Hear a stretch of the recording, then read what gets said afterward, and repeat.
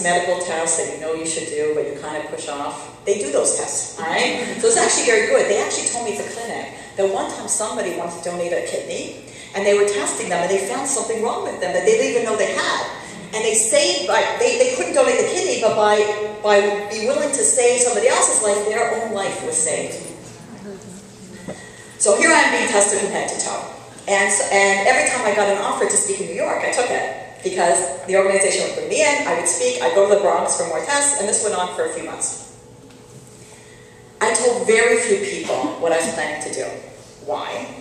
Because universally, when I would float this idea out to them, universally I got a negative response. What are you doing? Why are you doing this? Why would you preach to others? You don't do enough. Why would you do your responsibilities? And it was very negative, so I stopped talking about it. Except for one woman. Her name is Rebecca. Rebecca, who is Rebecca? You have to know a little bit of background. So when I moved to, 5 years ago, to the DC area, so at Torah during the Chagim, I want to say during the high holidays, but I really am from, but I speak to non-from audiences, so if I say something that sounds weird, please forgive me. So, my daughter, if I speak at her school, she goes, Ima, please, don't say Abraham, her forefather. I will say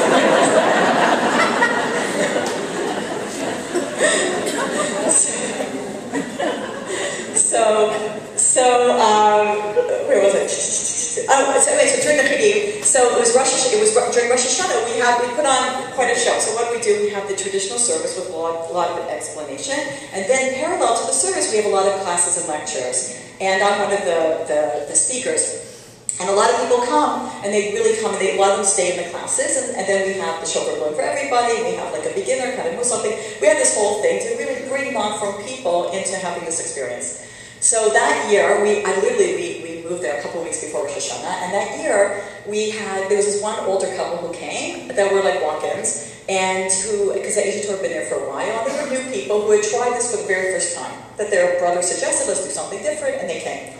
And they told me later, we've now become very close, they told me later that the whole time they kept saying to each other, because when I was speaking, they're like, Rebecca has to hear her, their daughter, Rebecca has to hear her, Rebecca has to hear her. Who was Rebecca? Their daughter, who was in her early 30s, who had not stepped foot in a shul in a long, long time, they told her after Rosh Hashanah that you have to go to this place, Eish Torah, and you have to hear this woman speak, that you're going to love her.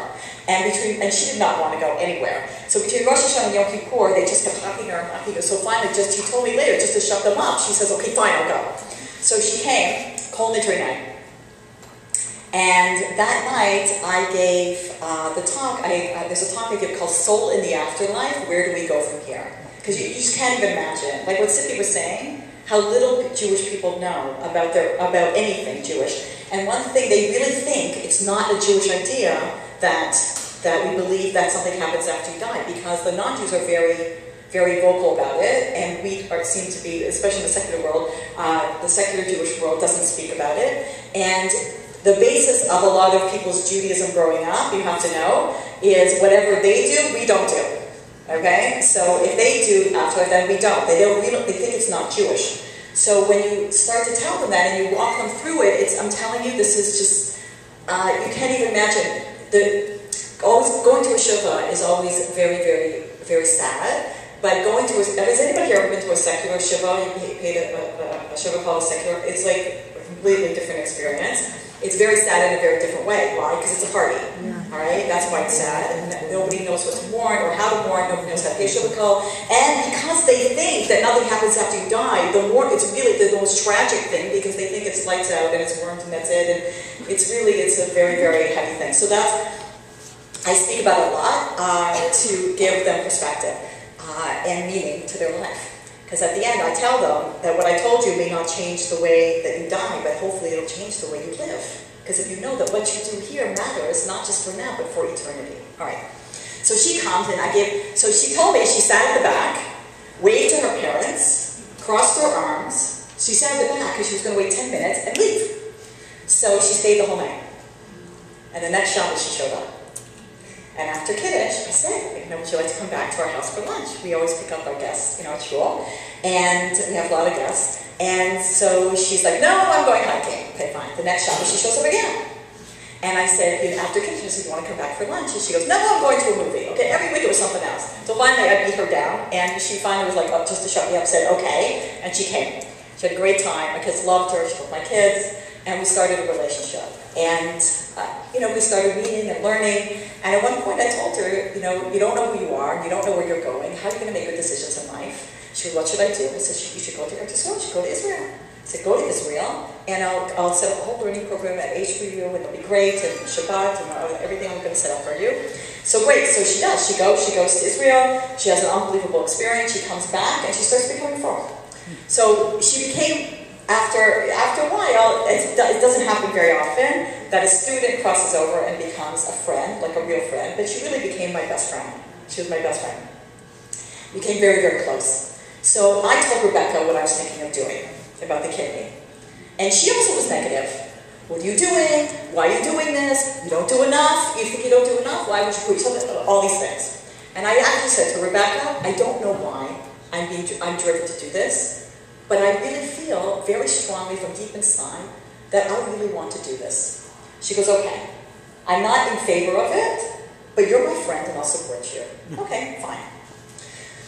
So that summer, the summer before I had the transplant, that summer I brought a group of women, as Sippy says, to Eretz Yisrael, and we do this whole trip. It's unbelievable what happens to these women. You get them out of their lives, and you expose them to the magic of Eretz Yisrael, and just like the beauty and the kedusha, and then the bonding that takes place, and the classes and the learning, and Shabbos and the cook, and Aish at the village. It's unbelievable what happens. You literally see the neshama bloom before your eyes. It's incredible, and they go back and then they make changes in their lives. So you don't sleep very much on these Tzippi Durham. We don't sleep a lot. So you don't sleep a lot because you're with the women all the time, and they're out late at night, and so you spend this whole 10 days, and now we're on the plane back. Rebecca came with me that year, and we're on the plane back, and we're going to stop in New York in order to get the connection to Washington. So I said, like, will you stay with me for 3 days in New York so I can finish off the tests? She said yes. So we stopped in New York, and I do remember it was like 3 years ago. It was an August hot, muggy morning that a tornado touched down in Brooklyn. Do you remember that? It was crazy. All right. So that was the morning we landed at JFK. All right. So here we are. We don't sleep the whole time. It's like crazy, especially the last couple of nights. And then we're on the plane, and then you're so sad that you're leaving, and then you come off, and you're like, all you want to do is have a shower, and it's hot and it's muggy. And it turns out this tornado had touched down in Brooklyn, and New York was in chaos, and there was flooding in the airport. And so it took the car service like 90 minutes to even get in to get us, and we get all our overseas luggage in it, and now we're heading out to the hospital, to get to the Bronx, to Montefiore Hospital. And it was, New York traffic is always special, right? This was beyond, okay? Like, I've never seen anything like this in my life. And it was stopping, it took us 4 hours to get from JFK to the Bronx. And stop and go, hot, muggy traffic. It was unbelievable. And Rebecca was like feeling sick, and she looked sick. It was awful. And at one point, we were going over a bridge, and she's like hanging out the window, and she looked so green. But Rebecca, you make me sick. I can't look at you, okay? So at one point, the driver was Indian, was like, I'm not going on. I'm letting you go. I'm going home, because it was terrible. His car was overheating, and I had to get him to keep going. And I said, I'm donating my kidney to a woman I've never met before. He goes, really? Right? Okay. So now he's still driving. And then he asked me the question that I asked very early on in this whole process. He asked me, he says, like, how could you possibly give away your kidney? Like, how can you live? And I said, you can live a perfectly normal, healthy life with 1 kidney. And then he asked the question that I asked Dr. Greenstein, who's a Shomer Shabbos Jew, head of the clinic at Montefiore Hospital. He asked, then why would God give you 2? And Dr. Greenstein, when I asked him, answered, 1 to keep and 1 to give away. So we finally get to the hospital. I was calling the hospital the whole time. I was saying, like, I'm so sorry, and like, we're late. They go, all the doctors are late. Everything's crazy here. Don't worry. We finally get there. And the team from the transplant clinic was actually waiting for us in the lobby. And we brought out our luggage, and